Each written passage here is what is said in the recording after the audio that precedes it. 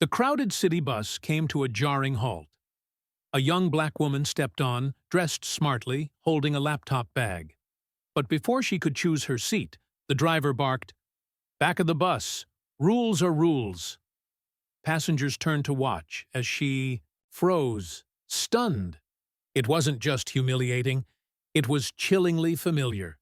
She quietly complied, her dignity intact.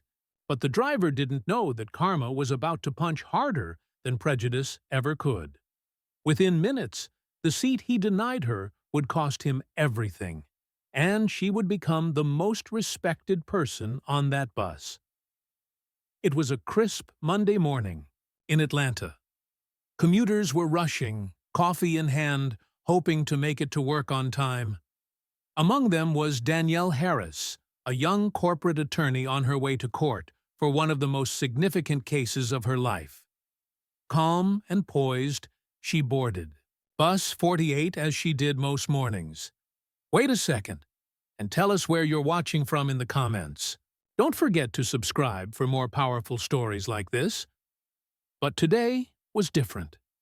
The regular driver was out, replaced by a burly, red-faced man with a gruff voice and judgmental eyes.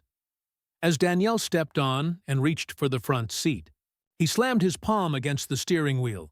"You don't sit up here," he snapped. "Back of the bus." Confused, Danielle blinked. "Excuse me." "You heard me. Take it to the back." Gasps rippled through the bus. A few passengers looked away, uncomfortable. Others stared in stunned silence. No one spoke up. Danielle hesitated, but then, gathering herself with dignity, walked to the back without a word. She wasn't about to make a scene. She knew her power would speak soon enough. The driver smirked as he pulled off, thinking he'd won. But karma was on board, and it had other plans. 3 minutes into the ride, the bus suddenly jerked to a stop. Flashing lights appeared in the rearview mirror, indicating that a police cruiser was pulling them over. The driver grumbled. "What now?" 2 uniformed officers boarded the bus. The atmosphere grew tense. "Is there a Ms. Danielle Harris on this bus?" one of them asked loudly. Danielle stood calmly. "That's me." The driver's jaw dropped. One officer extended a hand. "We've been sent by the mayor's office. You're scheduled to testify today regarding the civil rights discrimination case, correct?" Danielle nodded. Another officer turned to the driver. "We've received a report of racial discrimination on this bus just minutes ago." Now, visibly sweating, the driver stammered, Wait, she misunderstood me. I just thought—" But it was too late.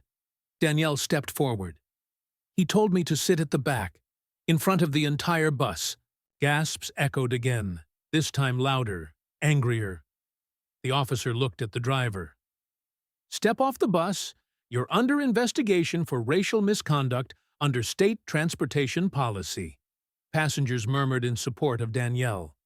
Some clapped as Tifisi. The driver was escorted off, his authority stripped within minutes. Danielle turned to the crowd. "This isn't about me. It's about what we allow. Silence supports oppression."